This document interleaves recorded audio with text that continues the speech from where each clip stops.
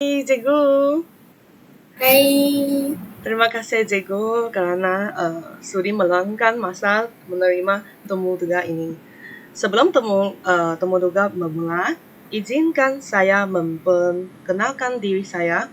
Nama saya Ho Sing Ying dan nomor merek saya ialah 000917 0704820001. Sekarang saya belajar di OUM Seberang Jaya dan kajian subjek tentang sosiologi dan falsafah pendidikan di Malaysia. Mengikut soalan, bolehkah saya tanya beberapa soalan dengan Cikgu Joanne? Boleh? Okey, Cikgu Joanne, berapa tahun kamu mengajar di sekolah rendah? 5 tahun. 5 tahun. Saya percaya Cikgu Joanne mempunyai pengalaman bertahun-tahun dalam pendidikan. Hari ini saya akan menanya beberapa soalan dan membincangkan soalan tentang kurikulum KSSR. Okey. Kurikulum KSSR adalah usaha untuk mentransformasikan pendidikan sekolah dengan menyatupadukan berbagai disiplin ilmu bagi menjadikan pengajaran dan pembelajaran lebih menarik dan menonjolkan dan bermakna. Soalan saya ialah, adakah kamu setuju kurikulum KSSR dapat merapat jurang sosioekonomi dalam kalangan Malaysia?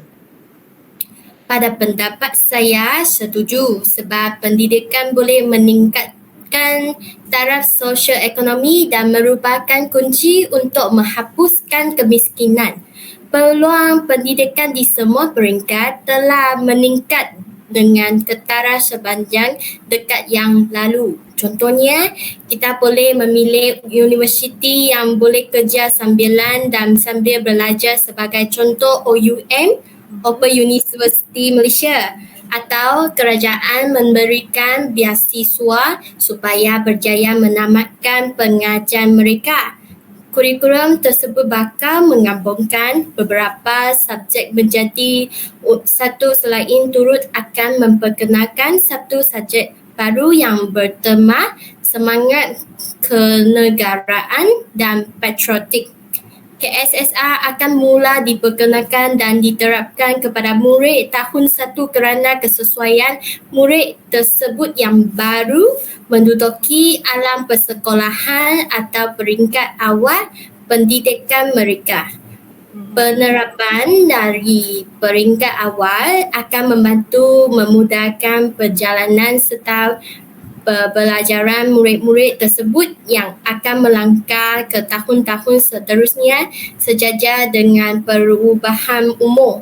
Melalui KSSR katanya, pengajaran dan pembelajaran akan menggunakan modul yang akan menggantikan buku teks. Oleh itu, guru-guru sedang disedia dan dilatih untuk KSSR. Ia diharap dapat meningkatkan penguasaan murid-murid sekolah rendah khususnya dalam bahasa Melayu dan bahasa Inggeris. Pendekatan teknik pengajaran dan pembelajaran akan menjadi lebih menarik dan interaktif, di mana ia melibatkan penggunaan dua bahasa tersebut serta meningkatkan penguasaannya bagi guru-guru untuk mengajar dalam subjek matematik dan sains sejajar dengan maklumat kerajaan. Selain itu, kurikulum KSSR adalah merangkumi sains dan teknologi kerana sekarang zaman sains dan teknologi masyarakat semakin maju setiap hari.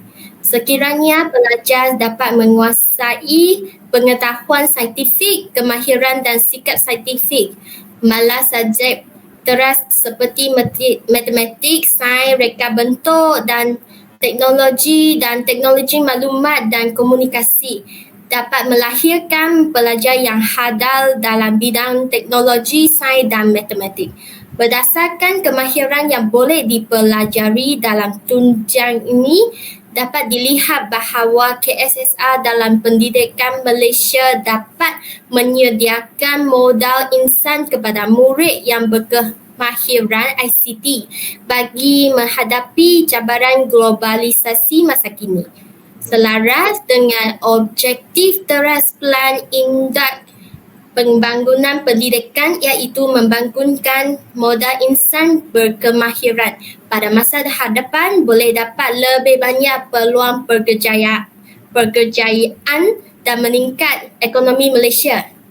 Ya, betul Cikgu Joanne. Sebab kurikulum KSSR dibenarkan sebagai usaha menyusun semula dan menambah baik kurikulum sedia ada bagi memastikan murid dibekalkan dengan pengetahuan, kemahiran dan nilai level 1 untuk memenuhi keperluan semasa serta menghadapi cabaran abad ke-21. Oleh yang demikian, perubahan dalam arus globalisasi memerlukan perubahan yang seimbang dengan kurikulum pendidikan di negara ini agar murid-murid yang menjadi pelapis generasi akan datang tidak ketinggalan dalam arus pemodenan dunia. Terima kasih Cikgu Joanne kerana berkongsi pendapatan anda dengan kami. Kami jumpa lagi di lain kali. Bye-bye. Sama-sama, bye-bye.